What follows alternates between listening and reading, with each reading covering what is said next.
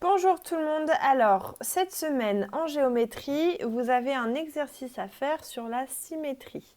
La symétrie, on l'a déjà un peu vu la semaine dernière, donc on se souvient que la symétrie, c'est un effet miroir entre deux objets, deux figures, etc.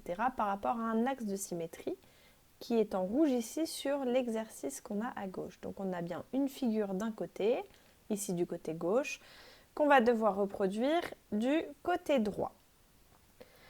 Alors, comment on va s'y prendre? Donc, par rapport à cet axe en rouge, au milieu, on a cette figure. Cette figure, on voit qu'elle a 4 sommets.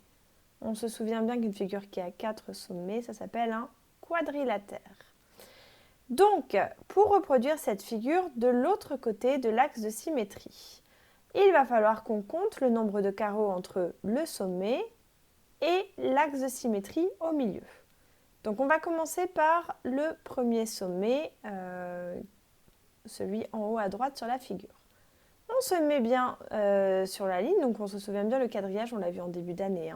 Là où les lignes se croisent, ça s'appelle un nœud. Là, les sommets sont sur des nœuds. Donc on va se mettre sur ce sommet-là et on va compter le nombre de bonds, le nombre de cases qu'on fait jusqu'à l'axe de symétrie. Là, on voit qu'on en fait un. Voilà, un bond. Et on va refaire un bond de l'autre côté de l'axe. Donc on sait que notre point sera ici. Alors, je vais le mettre en rouge pour que ce soit plus voyant. Voilà. On va continuer à faire ça avec les autres sommets de notre figure géométrique, de notre quadrilatère. Toujours par rapport à l'axe de symétrie, on va se mettre sur le deuxième sommet. On fait 1, 2, 3, 4 bonds jusqu'à l'axe de symétrie. Donc on continue, on fait 1, 2, 3, 4 bonds de l'autre côté de l'axe de symétrie. On place notre deuxième sommet. On va continuer à faire ça pour les deux sommets qui restent. Donc celui-ci, hop, un bond jusqu'à l'axe de symétrie, donc un bond de l'autre côté. Je place mon sommet.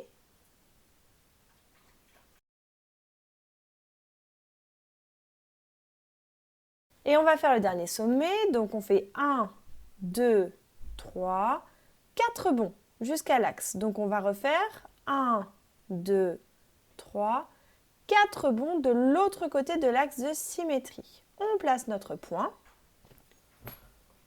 Et là maintenant, tout ce qu'il nous reste à faire, c'est relier les sommets de notre figure.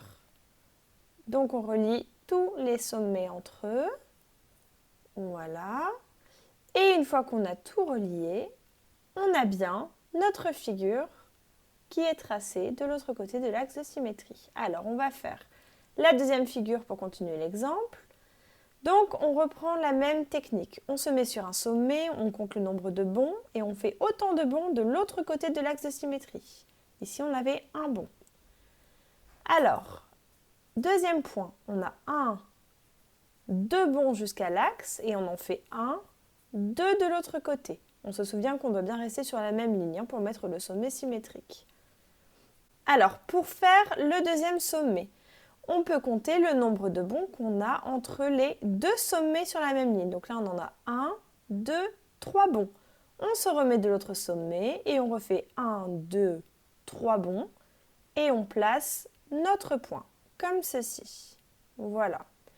Il nous reste un sommet à placer. Donc c'est sur la même ligne que le premier. Alors on part du sommet et on va faire 1 et un autre bond de l'autre côté.